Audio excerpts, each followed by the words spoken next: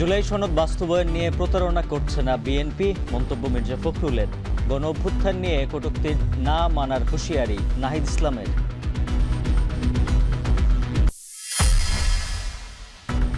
৫ August ঘিরে নাশকতার সক্ষমতা নেই আওয়ামী লীগের, বলছেন স্বরাষ্ট্রমন্ত্রী। পলাতক আসামির বক্তব্যে দিল্লির সঙ্গে সম্পর্ক খারাপ চায় না ঢাকা। রাজধানীর পর চট্টগ্রামেও গ্যাসের তীব্র সংকট, লোডশেডিংয়ে ভুগছে গ্রাম অঞ্চল। ২-১ দিনে মহেশখালী থেকে সরবরাহ স্বাভাবিকের দাবি।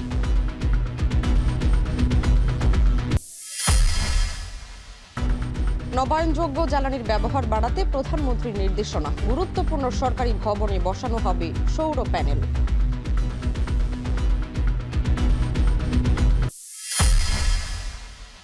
বরিশালের বাকেরগঞ্জে চিপসের প্যাকেটের সঙ্গে বাঁধা বোমা সদৃশ্য বস্তুতে বিস্ফোরণ, একই পরিবারের ৩ জন দগ্ধ।